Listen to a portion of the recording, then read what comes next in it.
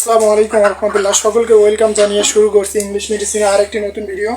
ওকে, আজকে আমরা completing sentence থেকে আসা একটা প্রশ্ন সলভ করব, যেটা সকল পরীক্ষার জন্য গুরুত্বপূর্ণ এবং প্রশ্ন থেকে দেখলে বোঝা যায় এমন প্রশ্ন নিবন্ধন পরীক্ষায় প্রায় দেখা যায়। ওকে, চলুন দেখি প্রশ্নটা কেমন। Would you mind me a cup of tea? এই উড ইউ মাইন্ড এমন আরো 5-6টা আছে, যেগুলোর পর ওকে আগে সেগুলো লিখি।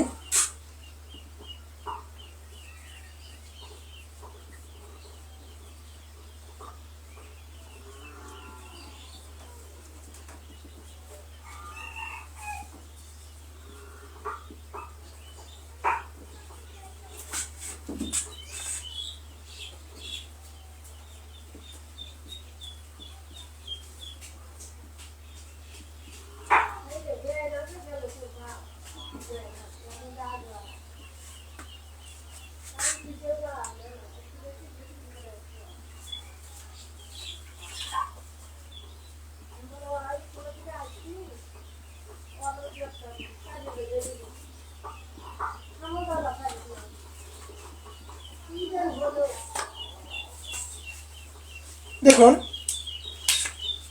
look forward to, with a view to, cannot help, do not help, would you mind, do not mind। পৃথিবীতে কমপ্লিটিং সেন্টেন্সে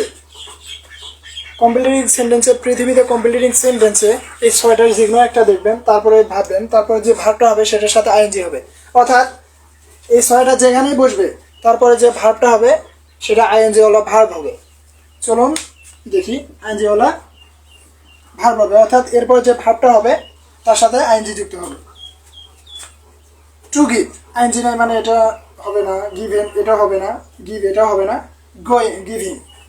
গিভিং, তাহলে একটা ভার্বের সাথে আইএনজি আছে, তার মানে এটাই আমাদের আনসার। ওকে, মনে হয় বুঝাতে পারিনি।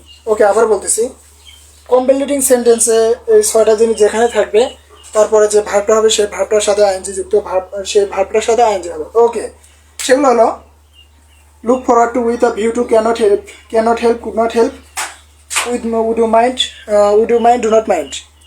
পৃথিবীতে এই 6টা যেখানে থাকবে তারপরে যে ভাবটা হবে তার সাথে আইএনজি যুক্ত হবে। ওকে, এটি সংগ্রহে রাখুন, এটা পরে আপনার চাকরি হবে ইনশাল্লাহ, আপনার বয়ফ্রেন্ডেরও চাকরি হবে। Okay, thanks for watching, all the best.